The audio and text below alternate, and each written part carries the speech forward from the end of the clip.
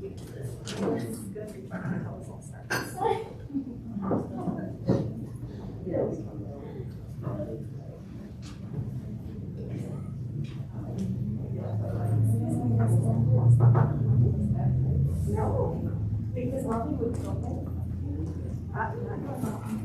evening, everyone. Welcome to the January 20th, 2022 Board of Education meeting for Harrison School District 2. We're so pleased that you took time out of your day to come and join us, and thank you. So, with that being said, Mrs. Wills Hill, may we have the roll call, please?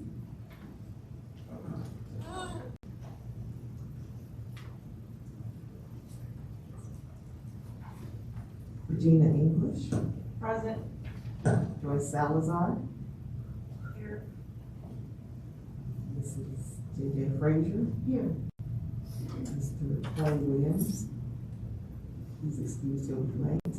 And Michelle Wills-Gill, present. Thank you. Next on the agenda is our Pledge of Allegiance and reading of our mission statement. And we're very fortunate to have virtually our students from Soaring Eagles Elementary School. So please join us with our students for the Pledge of Allegiance. I pledge allegiance to the flag of the United States of America and to the republic for which it stands, one nation, under God, indivisible, with liberty and justice for all.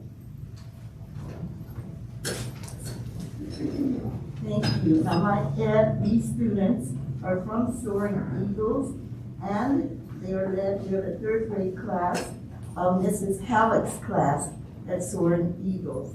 I'm also told they're going to recite the mission statement.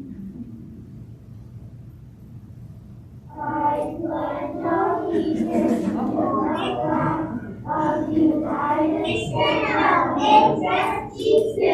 Is to graduate college and a career-ready student with the knowledge, skills, attitudes, and behavior to personally succeed and contribute to the common good. Thank you.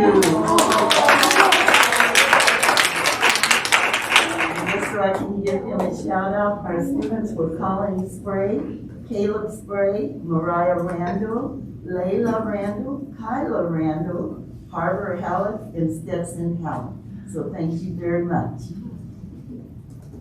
Next on the agenda is the adoption of the agenda for January 20th, 2022. Do you have a motion to adopt the agenda? I make a motion to adopt the agenda statement. I second the motion. All right, the January 20th board agenda has been adopted. Before you move to adopt, you wanted to consider item 7.2 and taking that out of the agenda. May I have a motion to amend the agenda? Yes, I'd like to make a motion to amend the agenda on item 7.2, board policy BEAA, electronic participation. Second. All in favor? Aye. Thank you.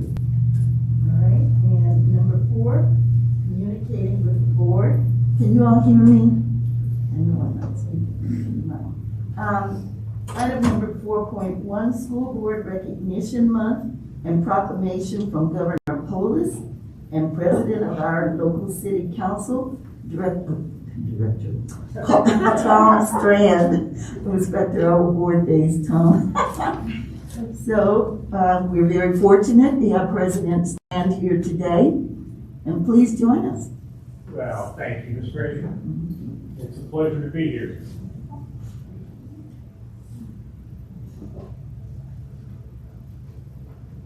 I have the honor of being here today on behalf of your city council and Mayor John Suthers, Yolanda Avila just not feeling very well and thought she would just protect everybody, and so she asked me to be in her stead, and I'm thrilled to be here.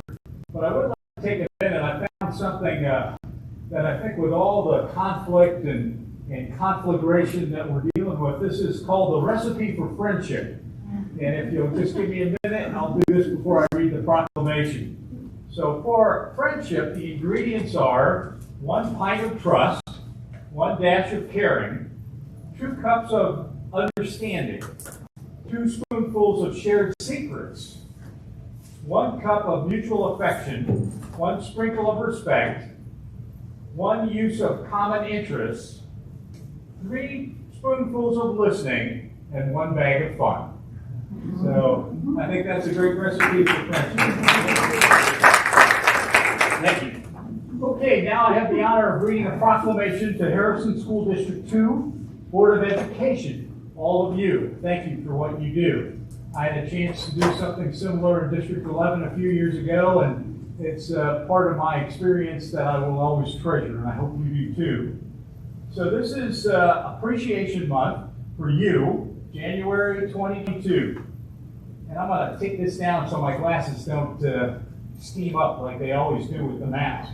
Whereas, school boards create a vision for what students should know and be able to do. And whereas, school boards establish clear standards for students' performance. And whereas, school boards ensure that student assessments are tied to established standards. And whereas, school boards are accountable to the community for operating schools that support student achievement. And whereas, school boards align school district resources to ensure that students meet standards.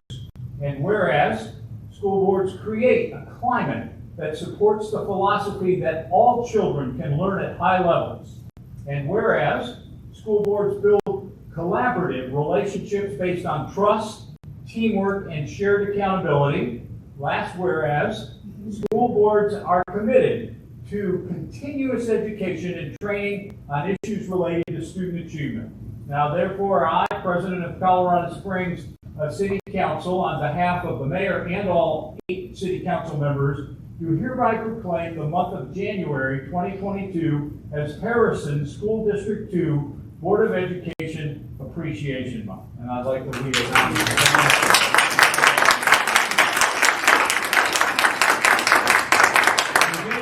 Would you like me to hand you the proclamation? Well, that would be great. Want me to come back up there? Or? Okay.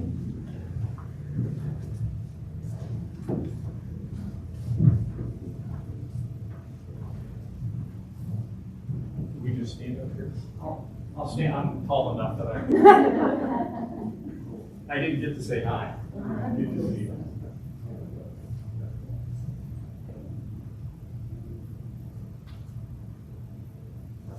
Thank you very much. Thanks for all you do.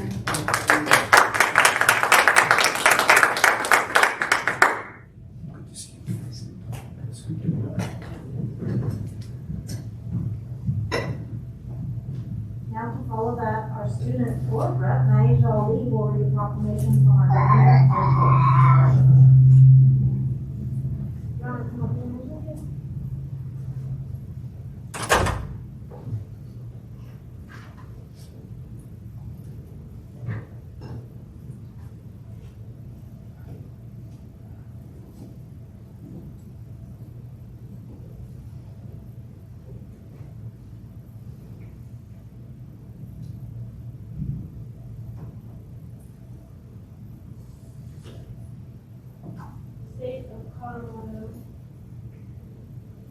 State of Colorado Proclamation. Whereas the education of our children is vital to the future of Colorado, and whereas a solid education establishes the foundation upon which society builds achievement and advancement, giving students the tools to fulfill dreams and aspirations. And whereas local school board members are committed to children in the belief that all children can be successful learners with the intentional allocation of resources, instruction, and opportunities according to need. And whereas local school board members work closely with parents, educational professionals, and other community members to create the educational vision we want for our students. And whereas local school board members are responsible for crafting an educational structure that provides a solid foundation for our school system. And whereas local school board members are strong advocates for public education and are responsible for communicating the needs of the school district and public's expectations to the district. And whereas school board members are extraordinary people who invest many hours of volunteer work to tackle the enormous job of governing our school districts, whose actions and decisions help impact the present and future lives of young Coloradans. And whereas the steadfast dedication of school board members across our state should be recognized and commended. Therefore, I, Jared Paulus, Governor of the State of Colorado, do hereby proclaim this time period between January 13th, 2022 and January 19th, 2022 as School Board Recognition Week in the state of Colorado. Given under my hand in the executive seal of the state of Colorado, the 13th day of January 2022. Jared Paulus, Governor.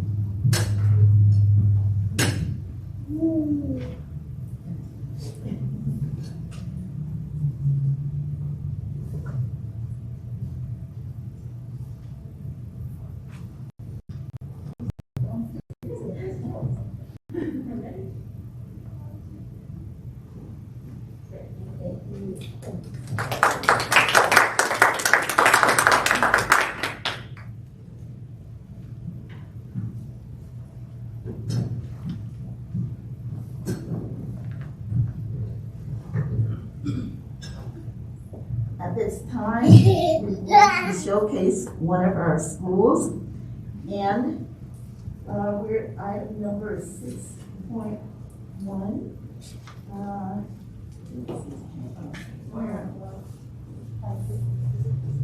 Yes, I'm sorry. We will be showcasing our school. Our Soaring Eagles elementary students love to recite the pledge. Good evening, Vice President Frazier, esteemed board, Superintendent Burr Hansel.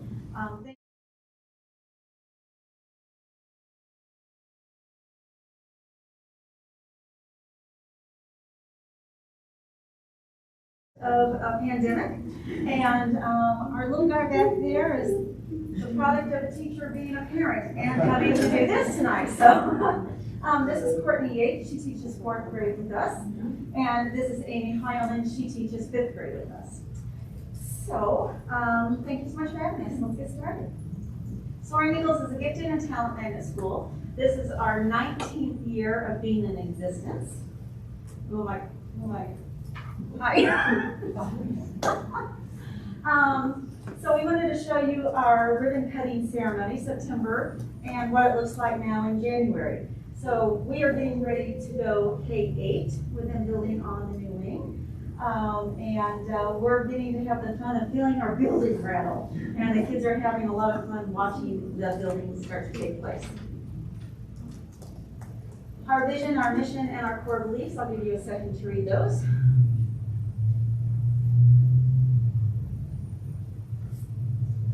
They read fast.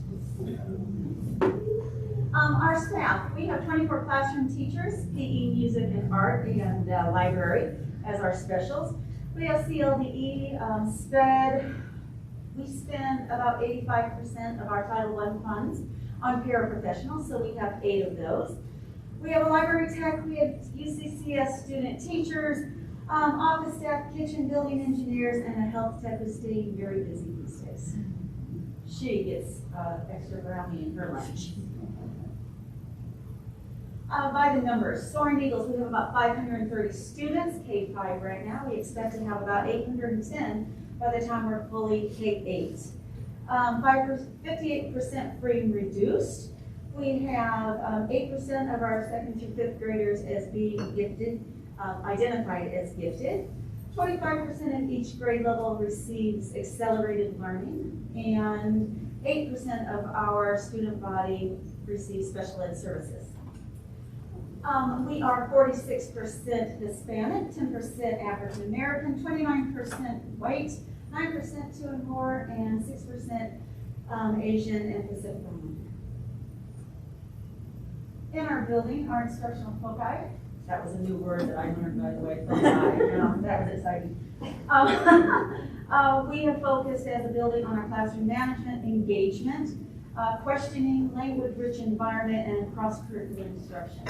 So since a lot of you are new to the board, by the way, you are the best dressed board I have ever seen. You guys are really fine. Language-rich environment means that we are using with not just our English language learning students, but with everybody, learning how to respond in complete sentences, using academic vocabulary, and focusing on that vocabulary, focusing on making sure that there's pictures to go with that vocabulary so that everybody understands what we're teaching. And cross-curricular means we're wrapping math into ELA and ELA into math along with the other subjects. This is just a picture of what we call our war board, our school, how each kid is doing. And so we'll go on to a little bit more of how we are doing.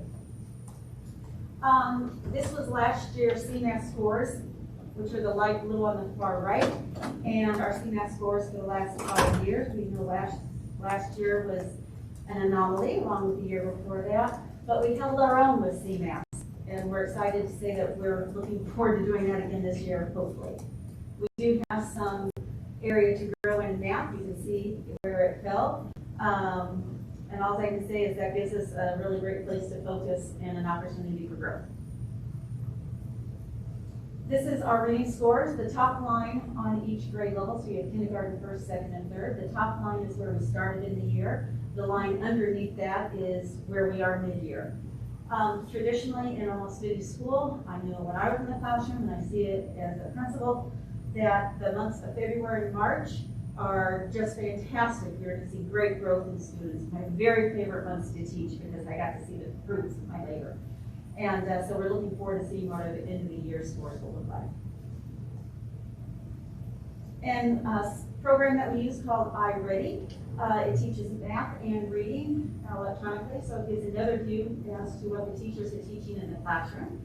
At the beginning of the year, we were at 15% proficient. We went to 33% in math, math, 15% to 36%, and ELA 33% to 53%, so we're making some fine growth. Our building keys, actions, and focuses was increasing our iReady scores by 20%, which we've already done, so we consider that a great success. Increasing our reds and yellows, that means our more struggling students, into blues and greens. And then our third one is we hope to lose no more than 3 teachers this year. It is a tough occupation for anybody right now, but especially for teachers. And so it's just our hope that we're able to retain most of our staff. PBIS SOAR, you're up. So I get to cover a lot of our student culture parts. So I'm going to try to be loud enough.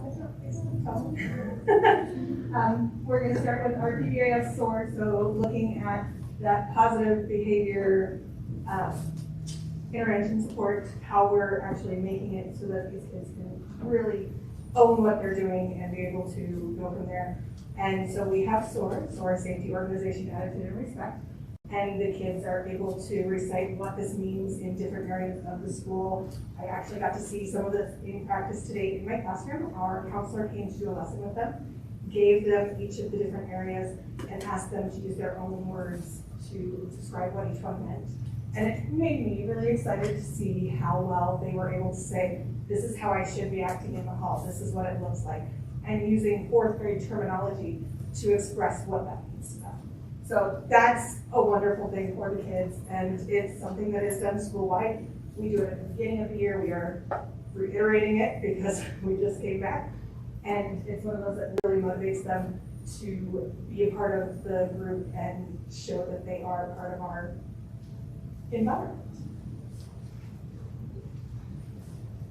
So with our student culture, we do copying goods, so the teachers can pick students who are showing those sort of behaviors in the classroom, in the hallway, and write them up for something positive that then they get a positive call home, and it's celebrated in the morning announcements. The kids get so excited and invested in it. We have our college scholarship fund, which is actually given to about 2 to 3 of the students who have gone through Soaring Eagles and graduate from a Harrison high school, and gives them $500 towards that college fund, which is an amazing blessing.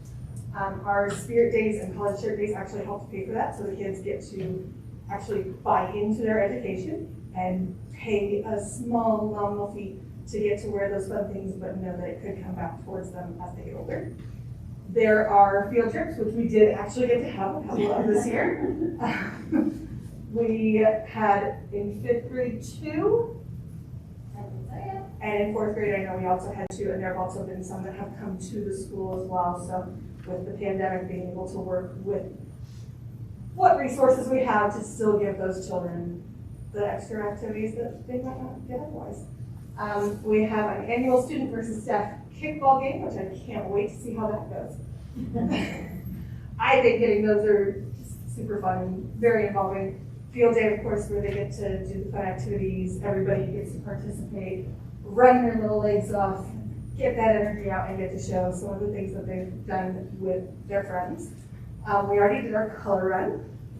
I have some amazing pictures of our principal getting covered in color packets, but the kids thought it was the best thing ever, and it was a great community involver. So getting the community members there too, and getting to throw color packets at each other. I don't know how you can't find that to be fun. We get to have an end of year dance. There will actually be 2 of these, K2 as well as 3 to 5.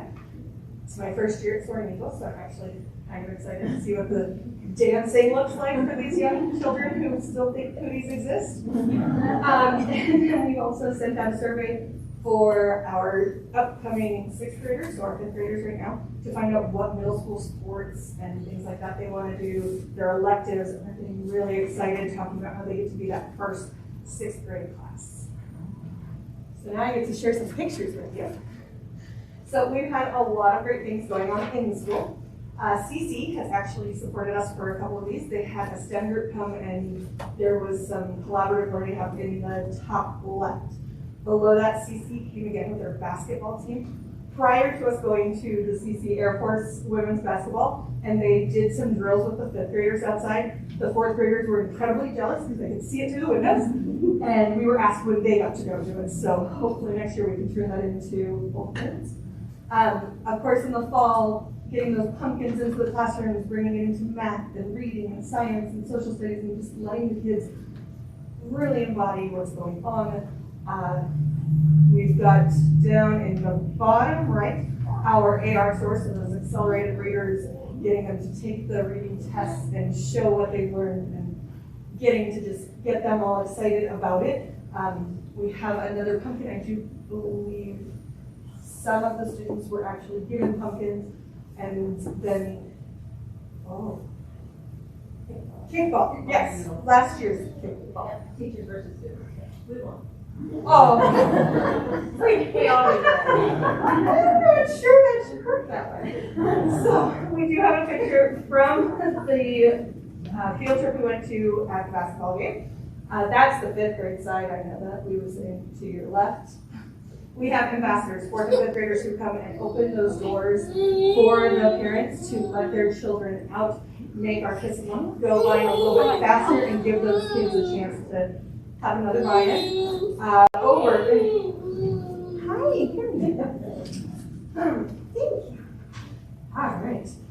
We had a fireman who used to be a student who actually came into a 1st grade class, top right, and was able to give them a little bit of that worldly advice that we know those who have gone through Harrison can give. It was wonderful for those students. On the bottom left, we have our librarian actually tying in her library lessons to the classroom curriculum, talking to teachers. I know she came to us, asked when we were starting the American Revolution, asked if she could read them a story about the Boston Tea Party before we even got to it. And the kids were so excited to have that connection. Then we go over, and there's actually a Dinosaur Project that one of our first grade teachers, Mr. Reed, came up with, and the kids got to do project-based learning and just got so involved.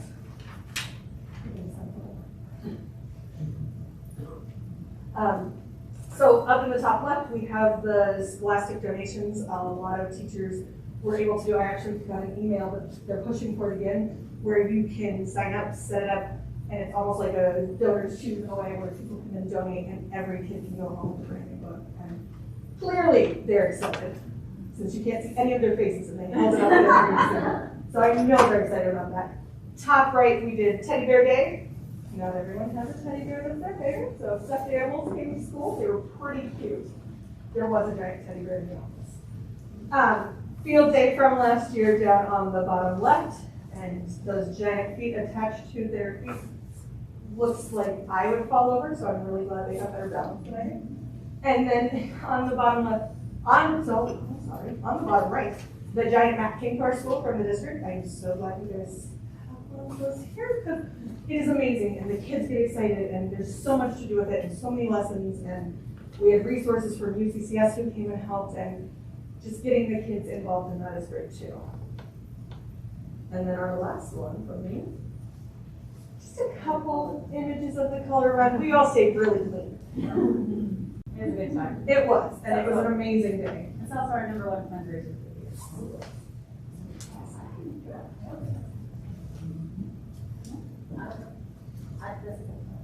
But I was like, this was a video that I took from Miss Hallett's class from last year.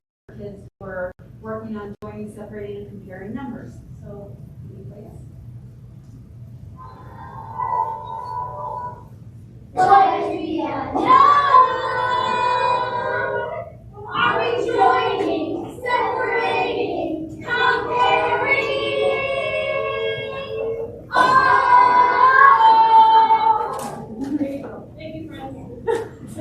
So they started with what is the unknown, and then went into the joining, separating, and comparing.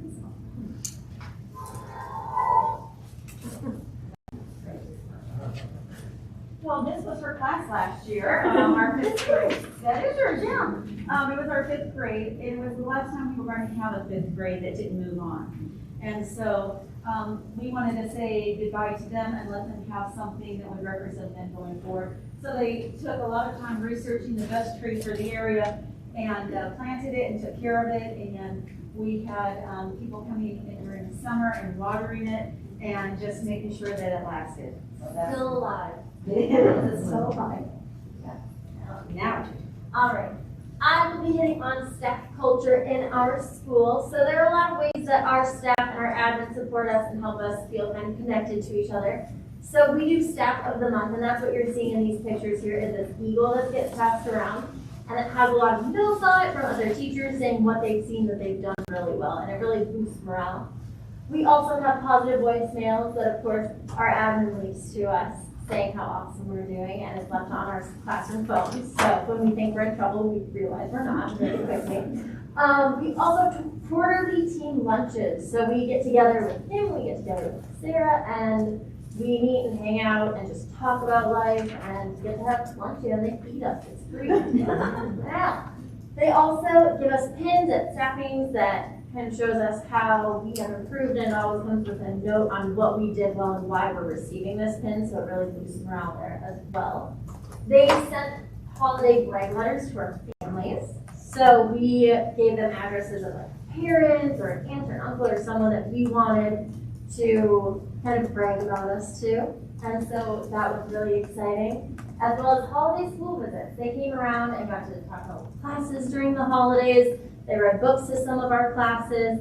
And they also went throughout the district and met with other schools to kind of say happy holidays as well. And some things that aren't on there that I wanted to include is we also have book clubs that teachers lead or other staff leads to kind of include more learning for us and push us to be better teachers. We have common plan times. We also do vertical articulations throughout all of the grades, with like Wisdom and Eureka, to see how we can all connect, which is very nice. As well as everyone just really likes each other and spends time together. So 5th grade hangs out, 4th grade teachers hang out. We have some times where we hang out as a staff all together and get together outside of school hours to spend time and get along with each other and learn about each other. So that's been really nice. All right, and here we just have some pictures of ways that our staff has connected throughout the school year. So up in the top left, you'll see that we have the backpack giveaway that we did at the beginning of the year. And then if you move right on that, that was one of our theme days. That was favorite color day. Obviously, they love pink.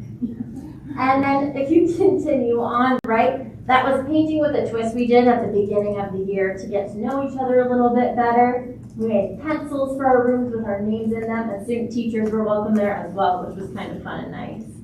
If you go, let's go just down from that one. We have our book characters day, and fourth grade dressed up as some amazing book characters. And if you move left, we have twin day, and obviously they look wonderful in their dresses. Continue on left, we have our Christmas giveaway picture, and then in the last picture we have Mrs. Harlow. She won an award for the Extra Yard for Teachers Award from the Air Force, and so we have that Air Force mascot come in, and she received that award in front of her class. Very exciting. And some more pictures, of course. At the end of the year, we sent out a video to families just wishing them a happy summer, and those are our custodians that hang out with us. They're amazing, wonderful people. And then as we move right again, this is our community partners that brought us food. We get food sometimes, and it's wonderful as well. We have staff shout-out boards. We have some pictures of staff doing work in the bottom left, teaching. And then in that middle bottom picture, you're going to see a lot of stickers on teachers' faces. And those stickers are very exciting for the kids because if students use a vocab word that they learned that week in a complete sentence, they get to put a sticker on their teacher's face. So you can see them in the hallways covered head to toe in stickers. And then in that bottom right, we have golden tickets that get passed out, and they're, well, not passed out, they're hidden in the school somewhere. There's 2 golden tickets each month, and Sarah hides them. This is one home. And we have to find them to earn prizes. It's great. Thank you. And then we just had this red carpet theme coming back to school because, of course, teachers are people of the year. We've done amazing work. Just kidding. We really have, though. And during that time, we walked in to enjoy pancakes with chocolate chips and all these things that really boosted morale and made us excited to come back for the school year and get to see everyone and the kids. So, yeah. All right, some other ways that we kind of keep up that community building is clubs and ELOs, extended learning opportunities. We have 17 clubs right now, and I'm just going to hit on a few of them because talking about all of them is going to be a lot. We have 2 groups of girls on the run. We have Battle of the Books where kids are reading about, I believe, 40 books more if they can, and they compete in competitions. We have Art Club, we have Chess Club that runs in the morning, STEM on Wheels, Lego Club, there's 2 groups of that. We have Yes Club through the Catamount. We have UCCS STEM Club, and we have STEM Challenge groups, as well as a yearbook club. So kids are creating a yearbook for the first time in our school. It's very exciting. We have Crazy Eights, 3 groups of Crazy Eights, and that's a math club where they focus on using hands-on learning for math. Percussion Society, 2 groups of that where they get to do drumming lessons and everything, and they do a performance, which I believe you're going to see today at some point. As well as book buddies with kindergartners and 5th graders, and they get to read together and kind of ask them those questions about characters, what's the setting. And then a lot of athletics with Mrs. Margerison as well, with flag football. She was basketball, cross country, soccer, kickball, volleyball, hockey, basketball. Again, she hits on a lot of these. And that goes, it changes throughout the year. So, yeah, lots of yellow. Here's some pictures of it. As you can tell, they're probably playing chess in the top left. I would assume. No, they really are. And on that bottom right there, we have kids from Girls on the Run, and they did a charity thing for Children's Hospital and raised a lot of money for that. As well as in that middle right, you see we got the Crazy Eights Club, as well as below it is Crazy Eights, where they're working on some of their math skills. And then on the right is our percussion performance. So you will see a video on them in just a minute here playing some of their drums. Thank you. Oh, no, I'm sorry, we are going long, my apologies. This is Mr. Reidinger, our music teacher. You'll push the mic. Hello, my name is Mr. Reidinger. I'm the music teacher over at Soaring Eagles Elementary School. We wish we could be with you guys tonight, but we hope this video gives you a little insight into what we're trying to accomplish here at Soaring Eagles. Over the past couple classes, the percussion students have been working really hard, and with the help of our assistant principal, Mrs. Lindholm, we've created a short rendition of Queen's popular song, We Will Rock You. Thank you, Ms. Easton, for providing this opportunity for us to show off our percussion skills. Hope you enjoy.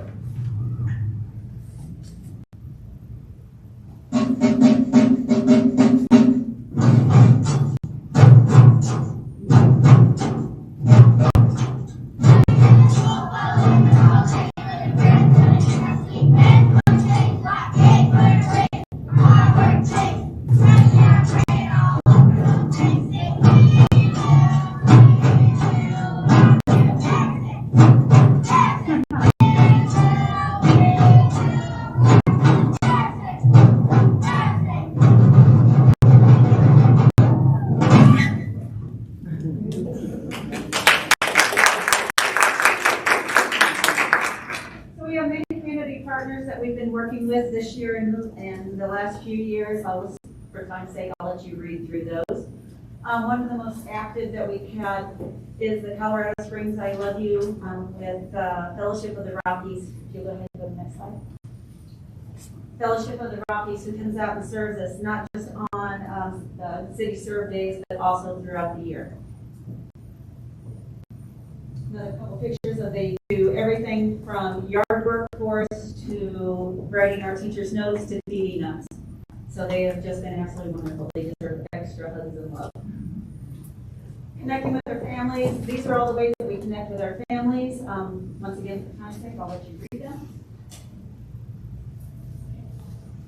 And we have one final video that we'll show you in just a second, but we did not put in our presentation that we also work with CDE as a Connect for Success school. That means that schools across the state of Colorado who are struggling apply for this grant, and then they hook them up with schools that are successful. We're one of the schools that CDE considers a success. And so they send their schools to us, they tour our building, they look at our processes and procedures, what we're about, our culture, from students to teachers to families. And it has been a great partnership for about 8 or 9 years now. And so we're very proud to be able to represent Harrison in that way. So, as a thank you to you and for appreciation, go ahead and play this final video, please. It's not a video. Oh, no. Well, okay, so what's going to happen? That's not happening. Is you have about 4 or 5 classes that are saying thank you. So in unison, they're just saying thank you, thank you, thank you, thank you, and thank you. Thank you for having us tonight. Thank you, Mr. Easton. It is so evident of the positive climate and the passion in your school. And I know that you all have a statewide reputation.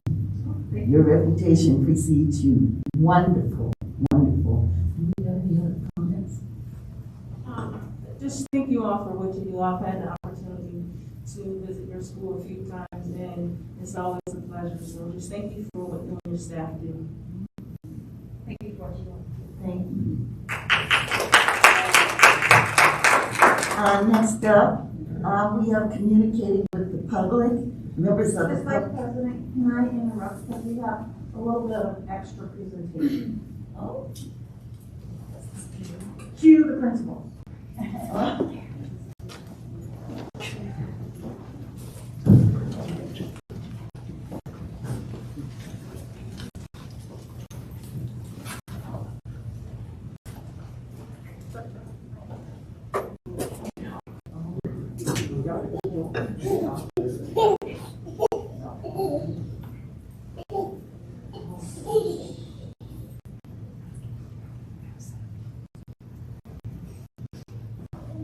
Good evening. I'm Christina Clayton. I'm the principal of Stratton Meadows Elementary School, and we have a box of goodies.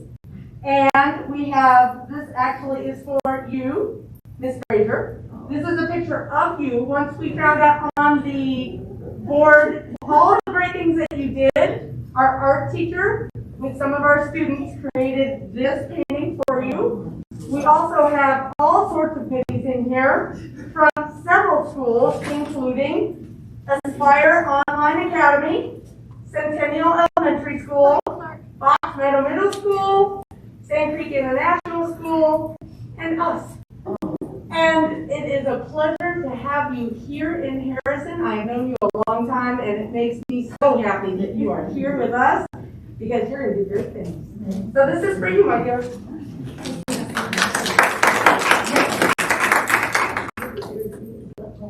Oh, got all of you. Yes. Yeah.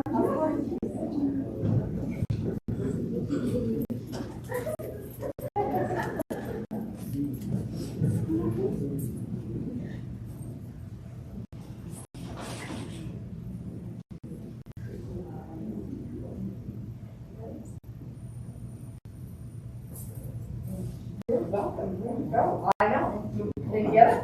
Okay.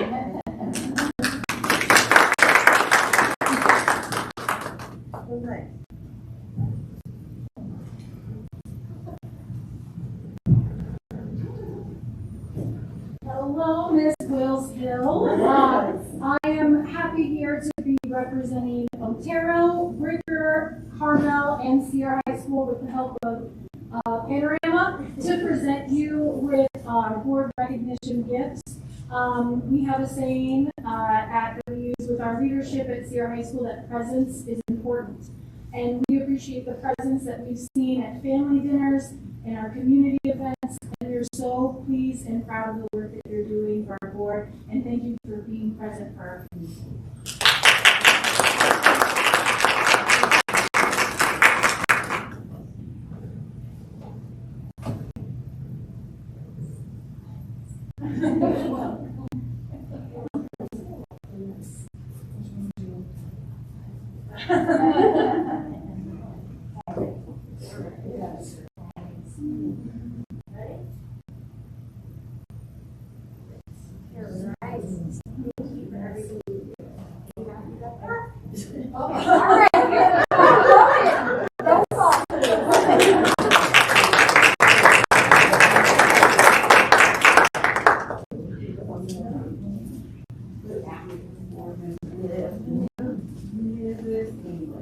I'm here to present to you. And so I have to tell you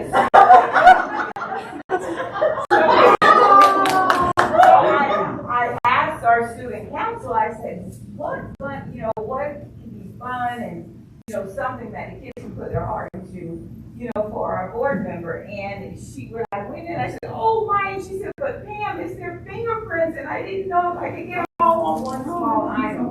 So what she said is what she would like for you to do, because it is not the intent for you to paint this, but take a picture of it and put it in whatever your memorable, something like a memory book or whatever you keep, or even something for your desk. Because I said, now she is a classy lady. I said, I don't know if she wants a big deal, but she went to K through 5th grade to get fingerprints from as many students as she could to make those beads on behalf of our school. So we are also joined with Fox Meadow, Diverson, and there was one more.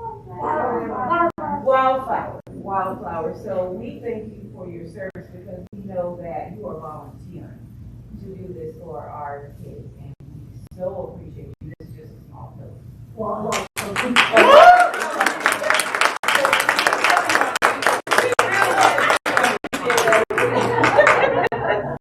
So thank you.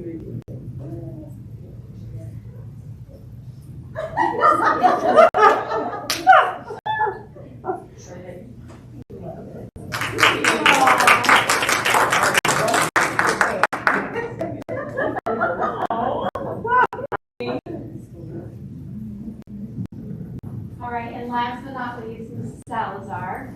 I'm Jen Lack from Peak Elementary School. This is on behalf of, Career Readiness Academy, Oak Creek Elementary School, and Mount Vista, Pikes Peak as well. We just want to thank you for your continuing service to Harrison, for everything you do to make our students successful. And while we didn't have a room size poster for you, from High Peak as well, that you can actually put on a wall. So.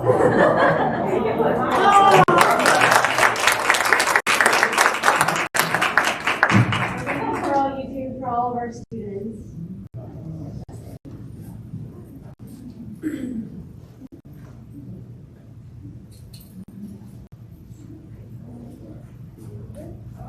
That was a really good choice. Actually, the best choice.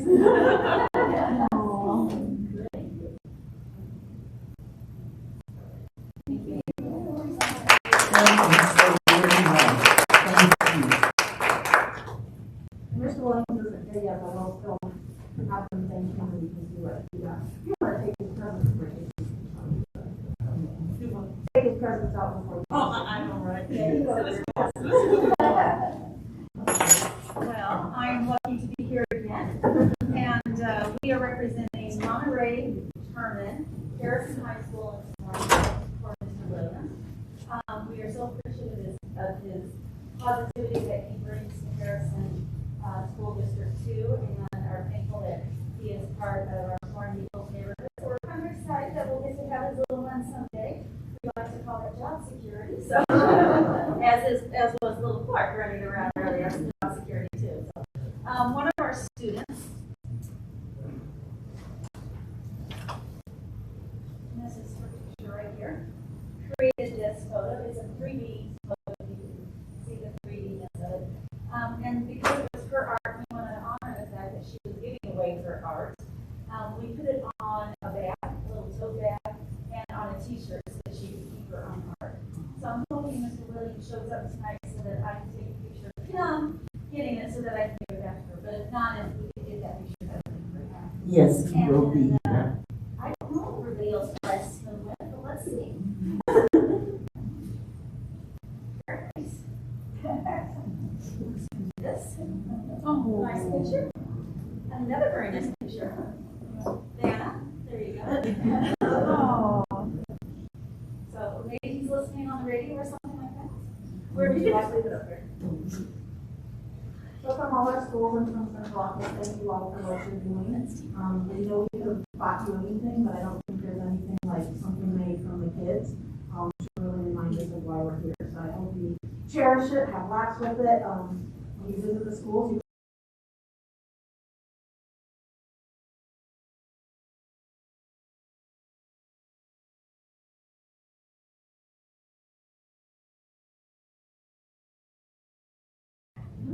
Can I say something really quick? Can you guys hear me? I'd like to thank everybody, all our principals, our staff. This is, I mean, the kindness and the love that you guys have shown all of us is, wow. We have some really, we have to really measure up to keep up with you guys. So thank you so much. I'm so proud and humbled to serve you on the board, as well as I'm proud to serve with my fellow board members, and I'm really excited about our future together, and please feel free to reach out. We're always available for you guys. Thank you. Thank you. I wanted to say the same thing too. Thank you all so much for your kindness and your support that you all show us. We couldn't do anything that we do without you all. You actually do the work, and so this is the best district ever. Yeah, you should be proud of it. And I really mean that. We have phenomenal students, phenomenal scholars, we have phenomenal staff, and it is truly an honor to serve this district. I tell everyone all the time, I wear so many different hats, but this is the most gratifying hat that I can wear. And it is truly an honor and a pleasure to be here and be one of the voices for our students to make sure that they're being set up for successful education as long as you all. So thank you so much for all that you do. We really appreciate it. And we are always available to you all. So thank you. And so ditto and ditto. And ditto. This is totally unexpected for me. It's just such an honor to just be in this space and time.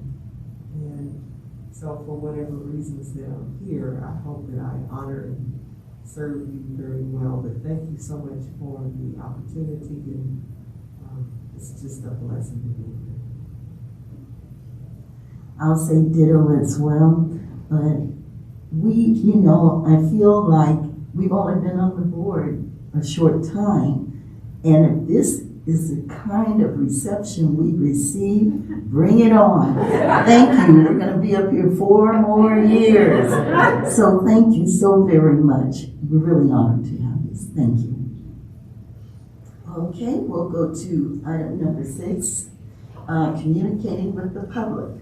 Members of the public who desire to address the board on any topic related to board work are welcome to do so at this time. Speakers are requested to limit their remarks to not more than 3 minutes, to appoint a spokesperson if the concern is a group concern, and to supplement verbal presentations with written reports if necessary or desired. Personal attacks will not be allowed. Although the board does not respond to any public comment, we will review the information presented and provide responses as needed. And our speakers this evening did sign up before 6:30. And at this time, we have Mr. Jim Mason from the Omega Psi Phi fraternity to make a presentation.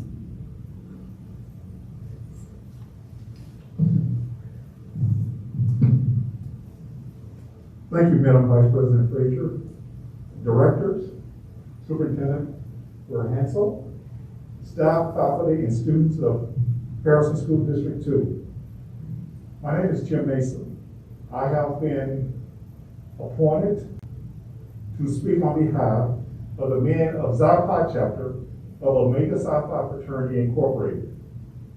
My purpose for being here this evening is to present Madam Vice President Frazier with the chapters and the fraternities Citizen of the Year Award for 2021. It is a great honor to do this.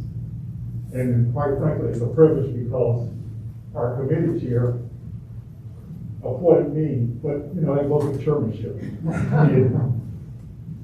The Omega Psi Phi Fraternity Incorporated was founded in 1911 on the campus of Howard University. It was founded by 3 students and their faculty advisor, who was a professor at the university at the time.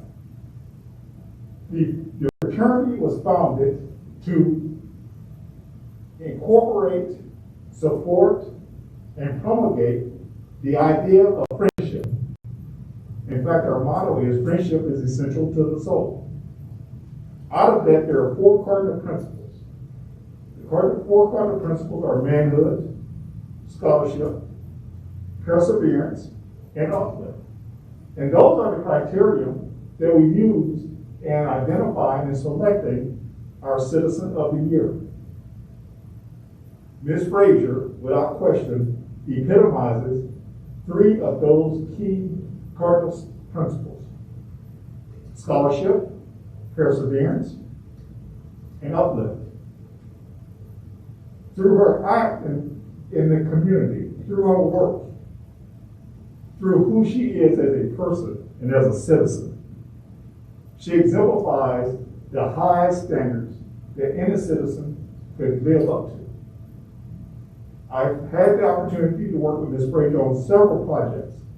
In particular, her work was recognized, the work recognized highly was the work that she performed with urbanites leading the Pikes Peak region. I worked with her in the early days of setting up that organization. And that organization is critical to this community for 3 main reasons. Number 1, the organization seeks individuals throughout the community who deserve attention, recognition of their potential, and helping them succeed based on their potential and their dreams and their work. quite frankly. The organization also works very, very well with people who may not have the same advantages of many others. Sometimes the marginalized, disenfranchised, and the people who are forgotten do not receive the opportunity commensurate with their potential. Well, Ms. Frazier's organization and her leading that organization seek those individuals out and then provide the resources necessary for them to be successful. I have watched her do that for the last 15 years. More importantly, one of the cardinal principles is scholarship. Some of you may know, some of you may not know. Ms. Frazier went back to college as a lady after raising a family, after working over 20 years to pursue her bachelor's degree, and I think just about finished with her master's degree, if not very, very close. Scholarship is everything. Education is everything. She believes it, she lives it, and then she works to ensure that everyone has that opportunity, which has led to this year's phenomenal effort on her part to seek election to the Harrison School District 11 Board of Education and succeed. I bow to you, ma'am, because that was an extraordinary accomplishment by a person who most would say, what else is there to do? And I think that is the epitome of Ms. Frazier. She never stops. There's always more to do, and she's the first one in line to do it. Without question, she is our Citizen of the Year, as evidenced by her work, her potential, and the love and respect that she showed every individual. You are the example that every citizen should want to live up to. You are inspiring, and you are, in fact, the epitome of a citizen. Congratulations. You are Xi Pi Chapter Omega Psi Phi Fraternity Citizen of the Year for 2021.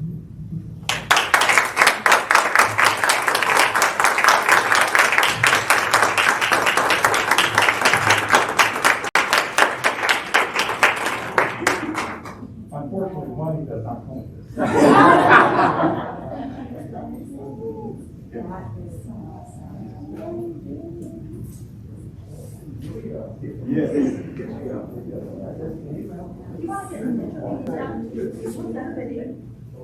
Or you can have her and you take it as well.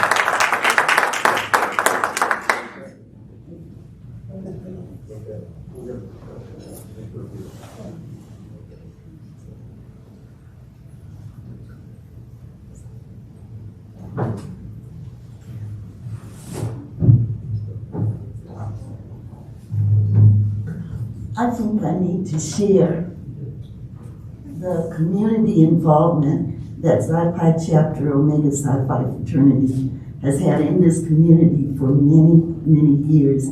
They provided scholarships. They work with other nonprofit organizations all over the city. They go into this senior housing facilities. They do all kinds of events in this city. Their name is known in this community. So if you don't know Omega Psi Phi Fraternity, trust me, you will soon. Their dedication to Colorado Springs, our students, and our community is unmatched. Thank you. Thank you so much.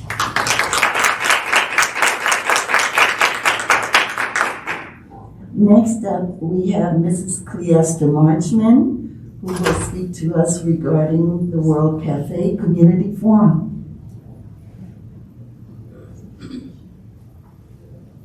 Good evening. I will tell you who I am, and first I want to say to the vice chair, Ms. Frazier, to all the directors, to the superintendent, and to our student representatives that's here this evening. I want to say good evening to you all, and I will tell you who I am, so my 3 minutes will go quickly here. My name is Cleester Marchman. I am a resident of Harrison School District 2. We have been a resident, a homeowner, a voter of all bond issues and school board members going back to the 70s. So we have a long history with Harrison School District 2. I have 6 adult children, all graduated from Harrison School District 2 with excellent education. All went on to further their educations at colleges throughout the United States and overseas. The reason I'm here this evening is that I was invited to a forum that our district is having, and it's called the World Cafe Communications with Our Community.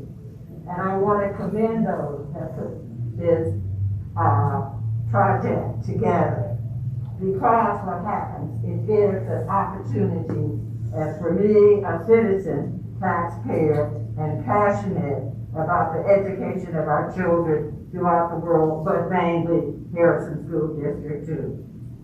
I worked for Harrison for 26 years in community relations, so I know this district very well, from our southeast to our this side of town, 809-6, 809-16, and 10.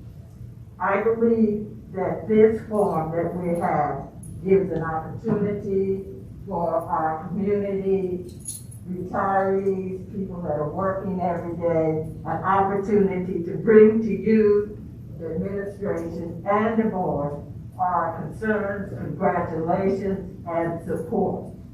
So please continue this project here in Harrison. It will benefit all of it. Excuse me, this math needs to be difficult than that. It will benefit all of us as we move forward, because our goal is about our children.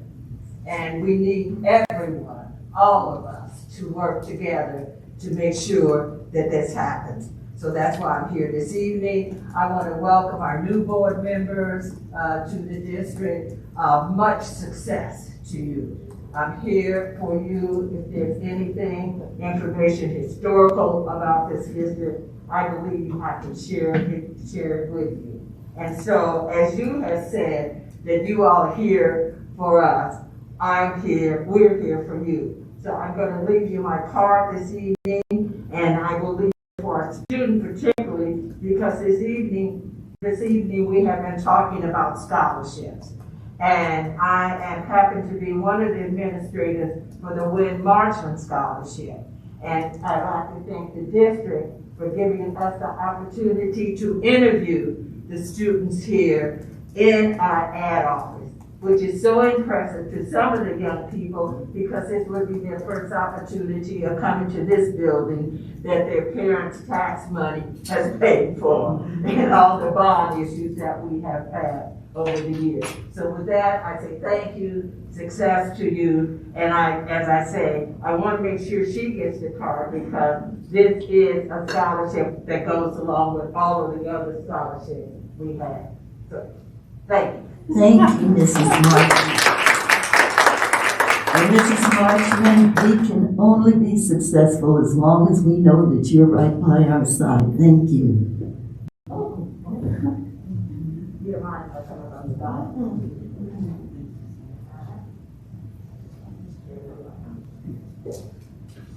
I think you got to have my ankle right. There you go. Thank you again. Thank you. All right, we're now at item number 7. And at our January 6th work session, the items that you will see us taking action on, we had already in our work session on January 6th received the information on these particular items. So at this time, we have matters reserved for board action. And our first item is Board of Education Executive Session Settlement. And Superintendent Berhansel, did you want to give a synopsis of what this is? Yeah, so just to remind everyone, that is, the lawyer reached out to us, he's searching every school board for what they might have posted wrong or not totally accurate, and he found that our executive session did not go into enough detail for Colorado school code, and so, there's a settlement that he has proposed with us to settle, and we need a vote on that to move forward, and going forward, we will make the adjustments as needed. Thank you. May I have a motion to approve the Board of Education Executive Session Settlement? I motion to approve the settlement. Second. Thank you. All in favor? Aye. Aye. All opposed? All right, Board of Education Executive Session Settlement has been approved. Our next item, 7.2,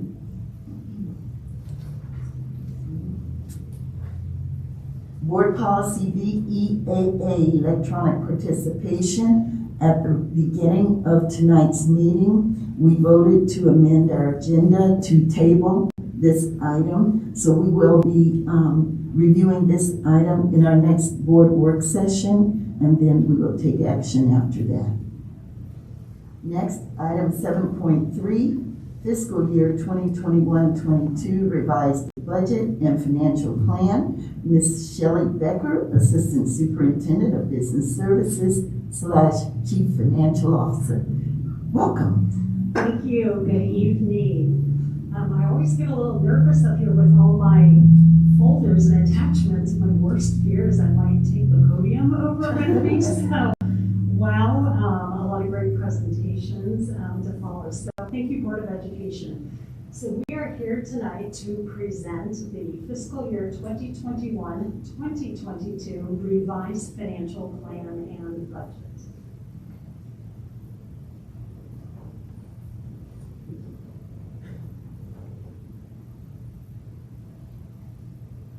Okay, here we go. I think I might have to read. Okay, great. So to get us started, I always like to, it's a refresher and to remind us why we're here tonight. So per state statute, school districts in the state of Colorado are allowed to present and adopt a revised budget for the ensuing fiscal year. So recognize for our new board members, as we are midway through the year, so this in a sense is midway through the end of the budget process for fiscal year this year, 21-22.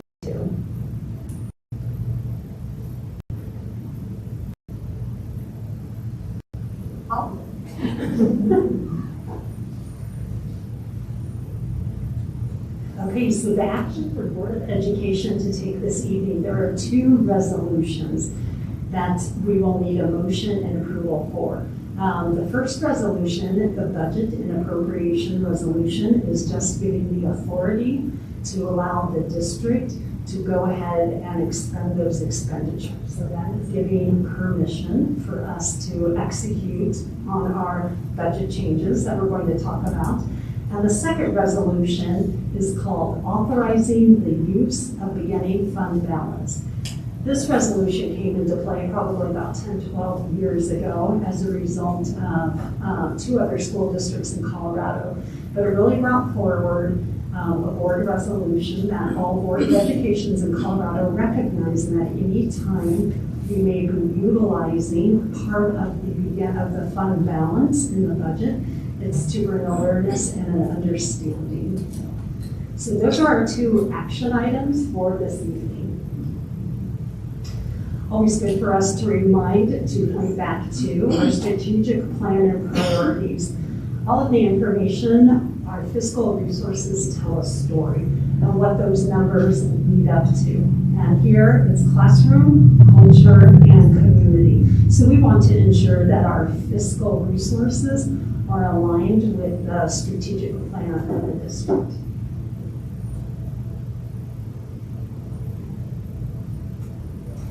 So this is a great recap and to put at a high level. So we have 10 different funds, and those are all called governmental funds in the world of governmental accounting. And we have the general fund is our largest, you can see there, and then we have 9 other funds. We definitely, Regina's very familiar from the budget work we went through the past year.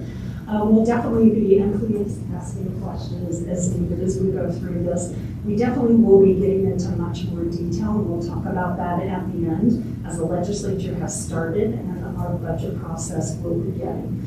But our general fund is our largest operating fund of the district, and that's where the majority of all of our teachers, our staff, our expenditures lie.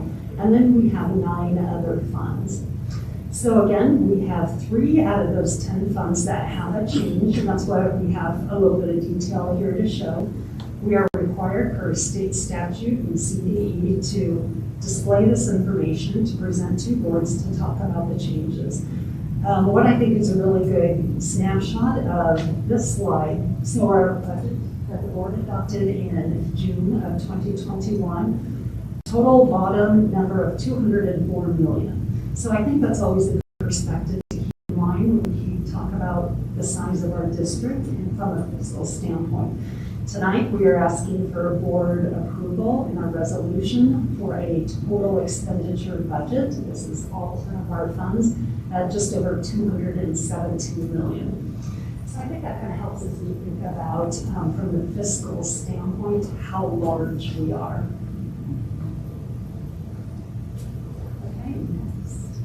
Okay, our next couple slides talk about the general fund. And again, that is our largest of our operating funds. So first thing to talk about is our October pupil count. Interesting enough, I think Wendy, I can tell when she smiles in her eyes. Pupil count, Dr. Claudio presented last month or the month before talking about giving a pupil count update. Here I am the other piece to that, which is the funding part. So here in Harrison School District, as with all school districts, we have what's called per pupil revenue. And that is what each student in our district, we receive funding from the state. So that number for us right now is $9,199.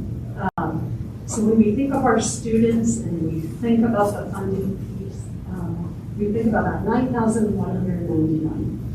So as of October 21, our total pupil count is over 13,000 students. That does include all of our charter schools. And as we talk more to the budget, we'll talk more about our HSD2 neighborhood schools and our charter schools.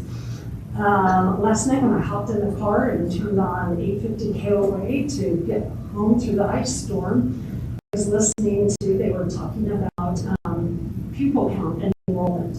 So the state overall has seen an increase, 0.4%, I think, small, but it's measurable to show that after COVID, and with all things in Colorado, then that immediately went to, we'd like to mention the 2 school districts that have had the highest meeting, and they immediately went to it. I thought, okay, in my head, maybe that's Denver, I don't know, El Paso County, Harrison School District 2, and then Brighton 27J, which is up north. So why it was just cute is, here's our continued shout out. But we know that an increase of over 1,500 students, the majority is due to the Vanguard. But when you look at it from a data perspective, at the state. So that was kind of neat to have a little shout out and to talk about our students. With that, when we do our budget built on an estimate, a projected estimate of students. When the budget was developed and adopted last June, our budget was based on a projection of 171 more students, funded students, than what actually materialized. So that does affect our revenue, and we'll talk about that further. And also, again, we update our fund balance numbers as a result of our ending audit.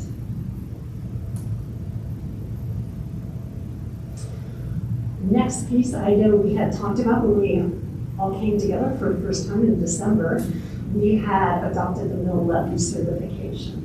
And we saw almost a 20% increase in our assessed valuation here at Harrison. That does have a direct correlation to the funding we receive from the state.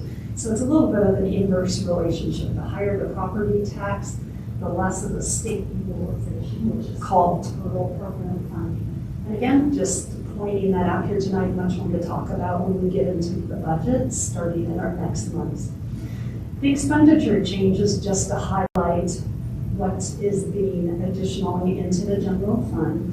We are adding an additional 6.0 FTE, that's a full-time equivalent, how we measure our staffing. And that is to add an adult education coordinator, 2.0 specialist, an environmental health manager, and high school graduation assistants. On the operational side, we as district leadership have identified additional needs that capture technology infrastructure and equipment needs for second meal lunch program, supplies for our student success and Aspire, professional services in our curriculum and instruction, increased advertising and communications. Okay, so this is our general fund. So again, as by state law, we are required to show the changes.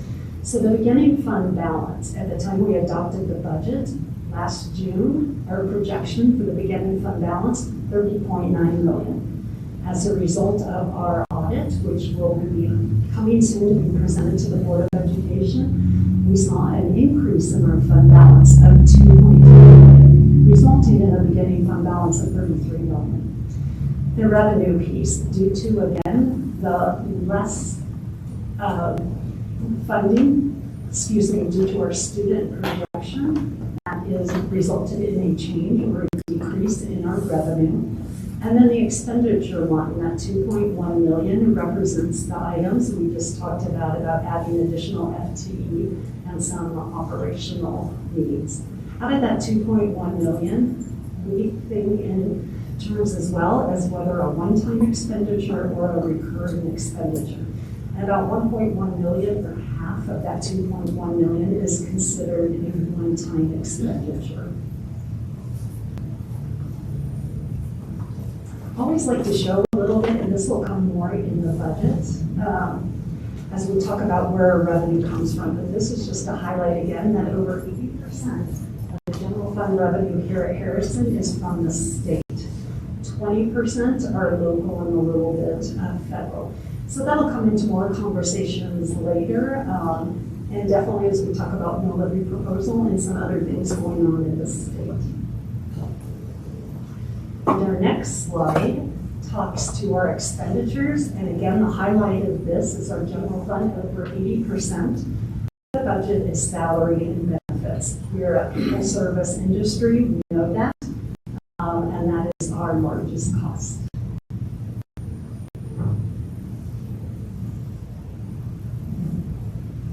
Okay, now this slide is a lot, and it's got a lot of numbers and a lot of color. Within our board policy and OEs, we are required to, when we do our budget, whether it's adopted or revised, we bring forward a multi-year general fund projection to the Board of Education. We are going to be having lots more conversations about this particular visual image and the summary, but I do want to highlight a couple of things. So what we're presenting here to the board today is we are a 4 to 5 year projection. We want to be, and we are required to be, fiscal stewards of the district. So with that, we are always looking out more than 1 year beyond, 2 years beyond what might happen fiscally in 5 years out. The other piece is that we have a district policy that says our ending fund balance for the general fund cannot drop below 13% of expenditures. And with that, if we were to go, I don't want to accidentally point Dr. Brinkham's in the eye, but in the green, our ending fund balance of expenditures, you see that down in the green. And if we follow that line across, we see there's a 25.72%, a 23.75%, and further. So that says to us, our board requirement is we need to maintain at least a 13% fund balance. And this here is showing the information we're bringing forward tonight that meets that requirement. As we dip down, I know it's always colors in the finance world in my realm when we see red. That stands out as something different than green. And so with that here to the right bottom corner, where that is telling us that with the projections and estimations right now, and we'll talk a little bit to that, would show that by year 25-26, our fund balance would dip below the 13%. So again, lots more to come because this in future years has already changed by the time I put this together last week. Because information, Governor, there's a bill out about decreasing the negative factor by another 55 million. That has a direct revenue impact to us in a positive way. That will change those future years. Excited to hear preliminary that inflation, the CPI number, which is based on the Lakewood, Denver, Aurora inflation number, Legislative Council is projecting that at 3.5%. That is not factored into this. So some positive things and more as we talk about in the budget building process for sure. Okay, I'm just going to talk real quickly. There are two other funds that had changes. Our insurance reserve fund, this is the fund we're required to account for liability, property, and our workers' compensation, our district insurances, and risk management activities of the district. And here, due to, super excited that Carmel is up and beautiful and amazing. And with that, in order to properly insure it, there is an additional cost. And increased workers' compensation costs we're starting to see. So our next slide shows, again, we're bringing forward to the board, we are increasing the expenditures of the insurance reserve fund by almost $180,000 to account for those expenditures. And our last one, our bond fund. And again, our bond fund is solely for recording our property taxes and payment on all of our principal and interest of our outstanding debt. And again, our budget was passed in June. In September, we did a bond refunding and the sale of our $80 million.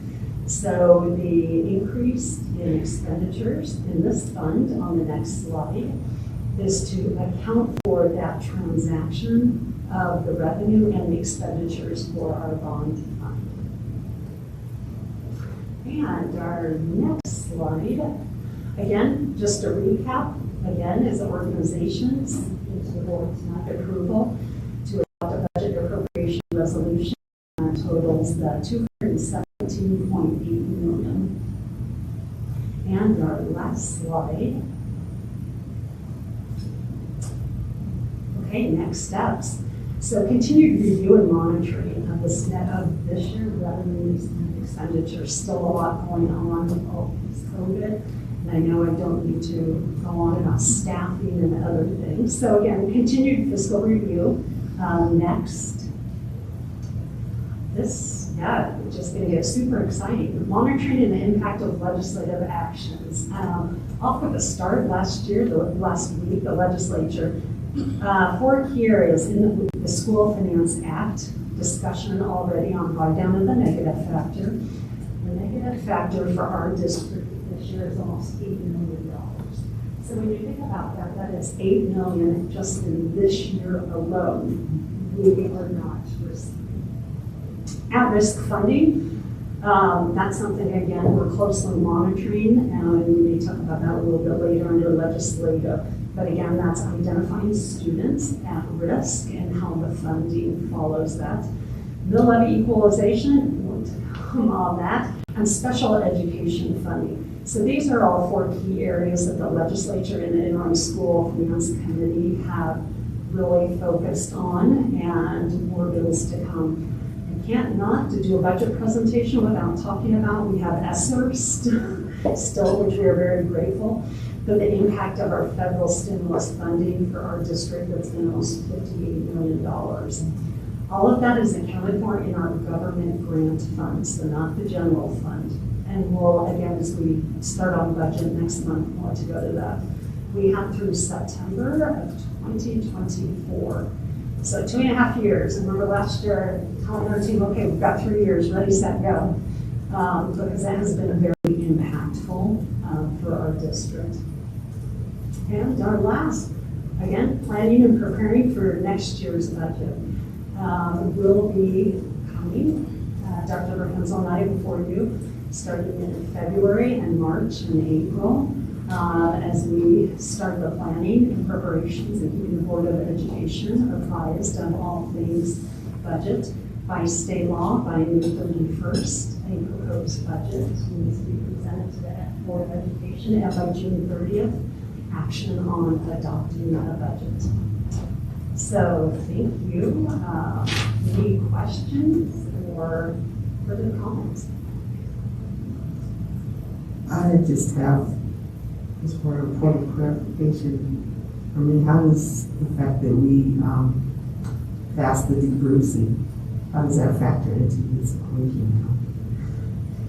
So great question, thank you.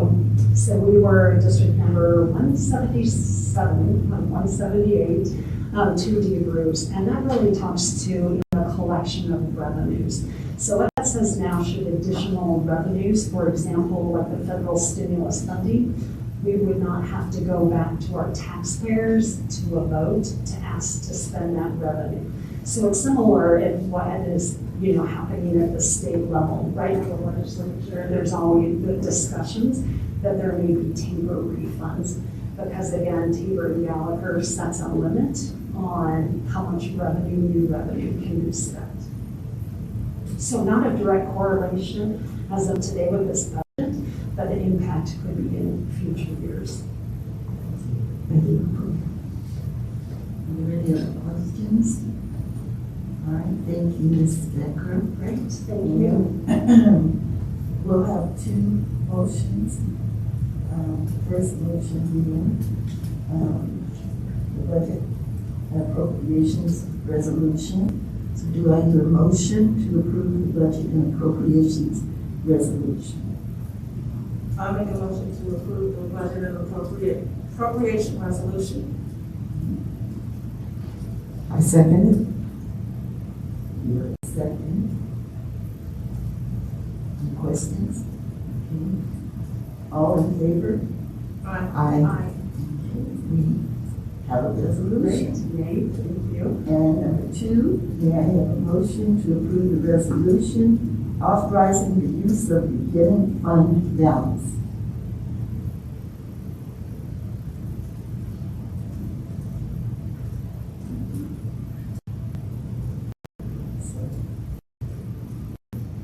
I'll make a motion to approve the beginning fund balance. Was close enough. I second. All in favor? Aye. We have approved. Great, Thank thank you so you very much. much, We thank you. appreciate you. Next on the agenda, we will have the board consent, but we'd like to take a 5-minute break. Our president, Corey Williams, is here, and we will transfer the gavel. So we'll take a break for 5 minutes.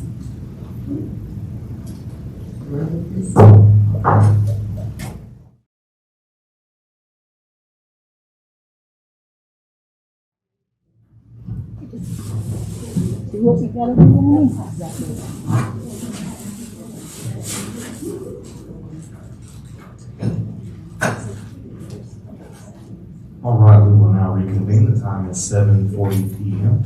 Thank you, Madam Vice President, for allowing me to chair the rest of the meeting. Moving right along to item number 8, board consent agenda. These items have already been looked over and discussed by the board members present, and so we will read down the list here. Item 1, approval of minutes for December 1, 2021, organizational meeting, and December 9th, 2021, and the combined work meeting on that day. Item 8.2, operational expectations, monitoring report, treatment of stakeholders. Item 8.3, operational expectations for indicator report, personnel administration. And I would just need a motion for item 8.4.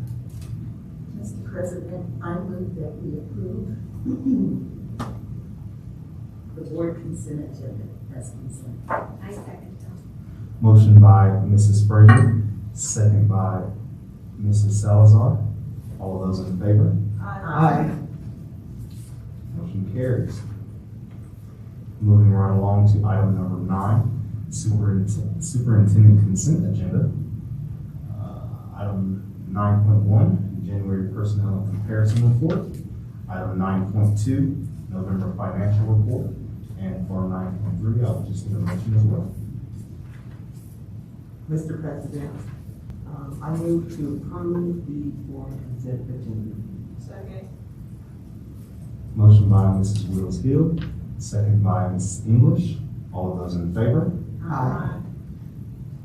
Motion carries. And forgive me for not banging that gavel. New job's been in my ear, so I got a little static in my ear right now. It's irritating me a bit. Moving right along to item number 10, monitoring board performance. Item 10.1, do we have any changes to the annual work plan?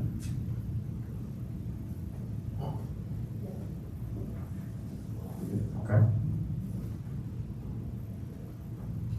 The March board retreat is shown as the 6th, it has been changed to the 12th of March.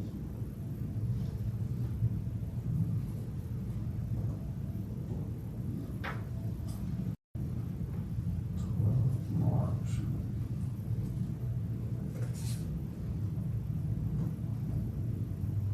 All right, so we'll have to make that change.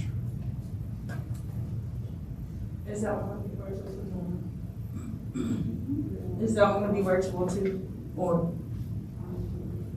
Oh.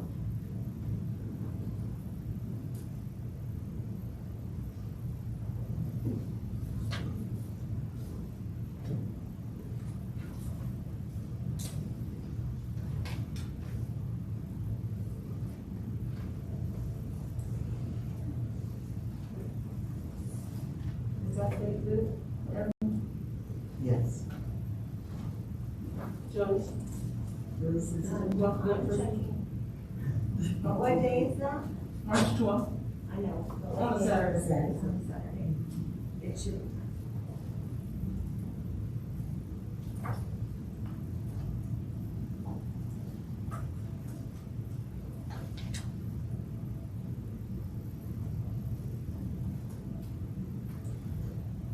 That's your evaluation, isn't it? So I'm not available that day. And we owe you that evaluation. Does it have to be on a Saturday? Doesn't necessarily have to be on a Saturday, but the evaluation must be presented to her. So I will make sure that I get that typed up and formatted for you so that they can present it to you on that day. I don't want to hold anyone up if they're all available and I'm not. That's the day when you guys create the evaluation, not working. Gotcha, okay. Could we meet on a Sunday on the phone? I can meet on that Sunday. Which means that. Is there a time throughout the week that everyone may be available? On an evening? 10th? Is that Thursday? That's a Thursday.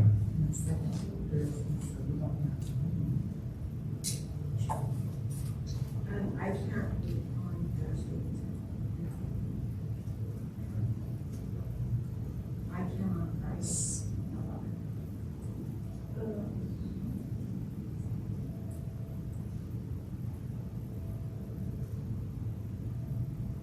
but the 12th works for everyone but 11.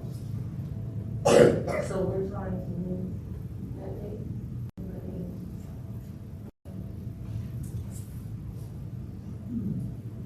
Well, as I was saying to President Williams, that Thursday is the second Thursday, and we don't have a meeting, a regular meeting. I do have a work meeting. Oh, I'm sorry. Yeah, that was. Oh,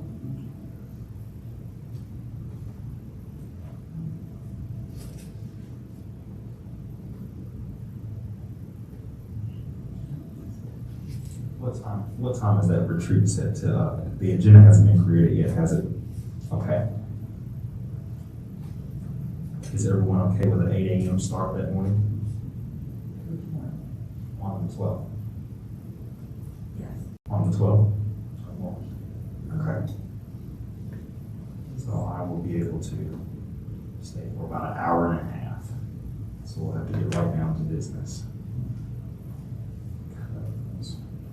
So the 12th is good. That's solid.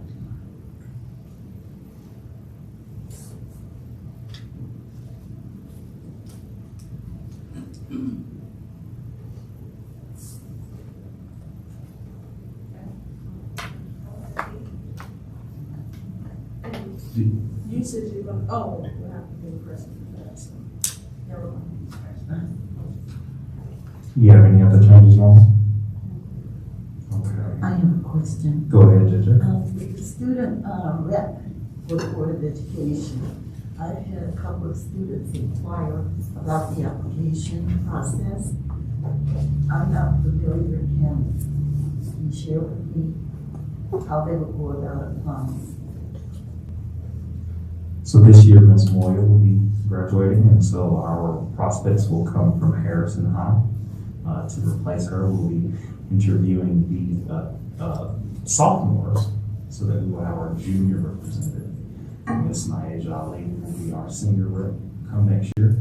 And usually what we do is if we have the time available, we'll send a board member over to the school to speak to some of the sophomore classes, explain to them some of the things that it entails to be a student board rep. And then from there, I think last year we did a pretty good job where we filtered out the students who were academically qualified to serve as a board rep. And so that kind of helped weed it down to the best of the best. So they have to be a sophomore or a junior? they have to be a sophomore. Sophomore.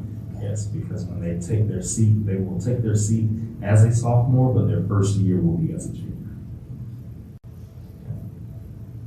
Is that it? Did that answer? All right.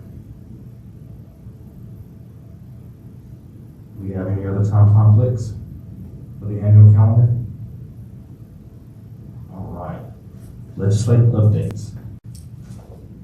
I'll have Ms. Becker share some financial things, but just wanted to let you know that we both sit on a lobbyist committee of two different groups to make sure that our voice is there at the Capitol.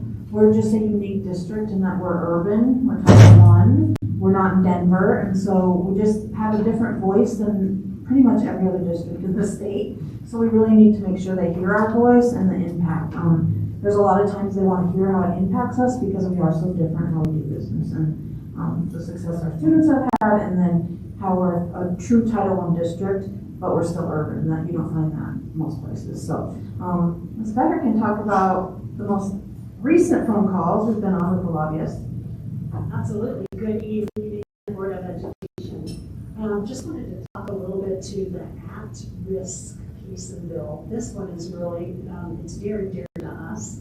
And I anticipate we will definitely have an opportunity to weigh in further. So the Interim School Finance Committee, one of the biggest measures they're looking at is how we fund and how we qualify at-risk students. So from a funding perspective, at-risk funding means students that qualify for free or reduced lunch. And that's it. And that's all defined by a federal, income level that involves filling out forms, all that good stuff. Colorado is unusual as a state. I think we're only one of maybe a handful of states, if any, that measure our at-risk student population just by whether you're on free or reduced lunch.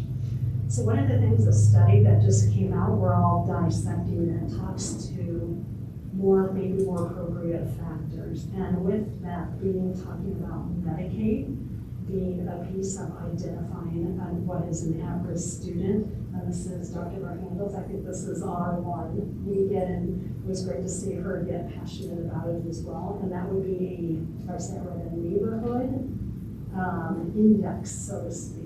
A socioeconomic neighborhood status index. I think we can recognize here that maybe in some of our neighborhoods are different than 2 miles down the street or in Cheyenne Mountain. And that does come into play, and that is important.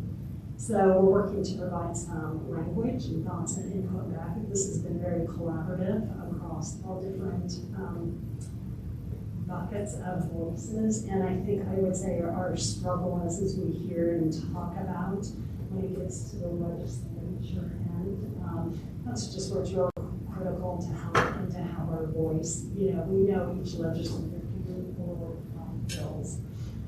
Right now, the bills are coming in waves because the Joint Budget Committee and their staff, they're also short-staffed and having issues. So the bills seem to be coming out in these waves. We'll get like 10 at a time, maybe there's a couple day break. So actually the bill writers themselves. So there's some interesting ones coming out, but as we know more, I think school finance interim committee meets next week again. That's something we're paying attention to, but really I think our collective voice, this is going to be complicated and it's not easy. But again, we're moving that forward as well. I would say one more, and one that came up on our call this morning, is one that is being sponsored by Senator Representative Lundeen here in the area that talks about decreasing the negative factor, but instead of that money going directly to school districts, it would be provided to families in the form of a voucher system. So we, Dr. Barhandels and I are, we know that wouldn't be right for our school district. I'm trying to be professional. You're doing good. Okay, great, thank you. You be sure, Gina, and give me like the signal. So my struggle is, you heard me mention during the budget presentation, the negative factor, BS factor, has resulted in us right now with just under $8 million. I think it's about 7.8 million. So the struggle with to think that instead of that funding coming directly back to Harrison School District, that it be given or parceled out to families and others. And like I say, we expect that bill will maybe go down in flames, but it's that part about saying right out of the gate, I think we would oppose that. So again, lots of conversations, a variety of bills going on, from collective bargaining to accountability measures in some of those.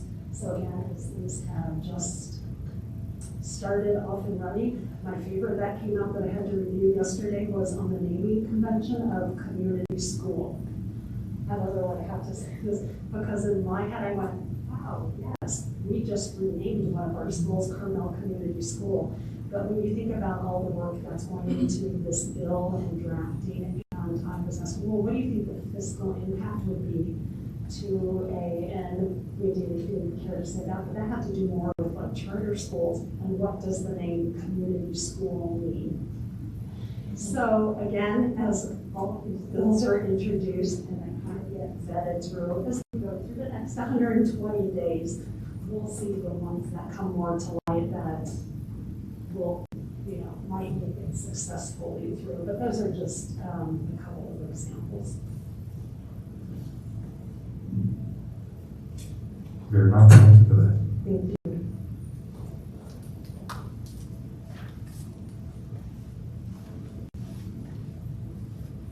All right, moving right along to item number 11. Now we'll just get a motion.